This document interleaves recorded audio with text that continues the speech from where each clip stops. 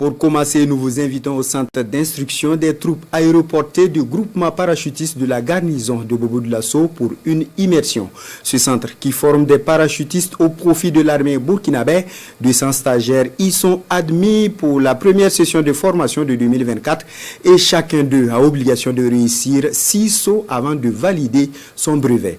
Tout sur le stage avec Drissa Traoré et Ismaël Satounet, Paris. De la théorie à la pratique, c'est un processus en 5 étapes auxquelles sont soumis ces stagiaires parachutistes. Ici, au centre d'instruction des troupes aéroportées CITAP, du groupement commando parachutiste de la garnison de Bobo-Dioulasso. Pour l'obtention de leur brevet militaire de parachutiste, ces apprenants ont 6 semaines à passer dans ce centre, 4 semaines destinées à la formation au sol et les 2 autres aux exercices de saut. Première étape du processus, l'atelier d'atterrissage. On va leur prendre une position à adopter qui va leur permettre, après l'atterrissage, de se trouver en bonne santé, en mesure de pouvoir accomplir la mission qui leur est assignée. Après avoir reçu les connaissances nécessaires pour un bon atterrissage, les apprenants sont admis au second atelier où ils apprennent à bien s'équiper en tenant compte des moindres détails de sécurité. Nous sommes à l'atelier de la maquette, 3e étape du processus. Les stagiaires se comportent comme s'ils étaient dans un vrai avion.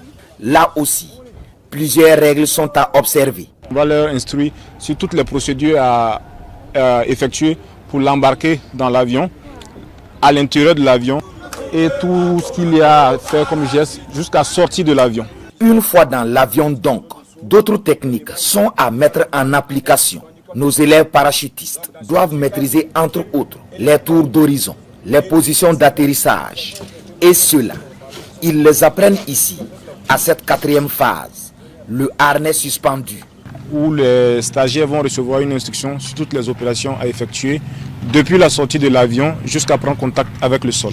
Donc on a la zone de saut qui est représentée en miniature. Puis vient la situation réelle. Avant d'embarquer dans l'avion, les soldats reçoivent de nouveau les consignes.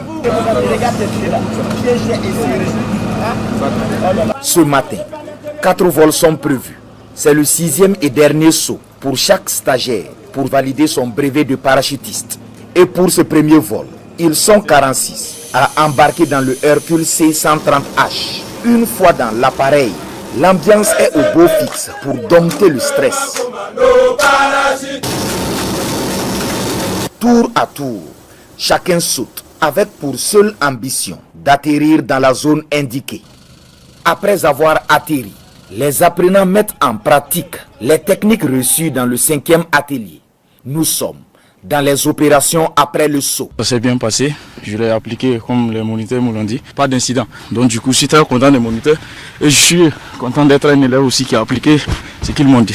J'ai eu un ouf de soulagement, comme c'est mon dernier saut, j'ai bien atterri en toute douceur et en toute sécurité. Cette formation de parachutistes regroupe des stagiaires de plusieurs entités des forces armées nationales. Elle vise plusieurs objectifs. Des objectifs opérationnels. Donc nous donnons des techniques et des tactiques aéroportées. Nous aguerrissons les stagiaires sur le plan physique. Nous leur donnons le goût du risque, le goût de l'action, le dépassement de soi, le don de soi et surtout l'assurance. C'est une formation qui a réuni 200 stagiaires. Nous avons des stagiaires qui sont venus de l'armée de l'air. Nous avons des stagiaires qui sont venus de la gendarmerie nationale. Nous avons des stagiaires qui sont venus du groupement des forces spéciales. Et nous avons des stagiaires qui sont venus de l'armée de terre.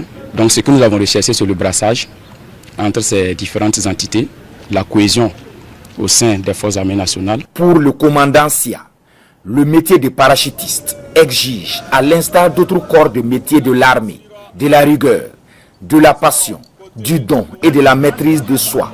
Toutes choses qui contribuent fortement à l'efficacité des opérations sur le terrain. Et dans ce contexte de reconquête du territoire national, ces qualités ne peuvent être que des atouts indispensables.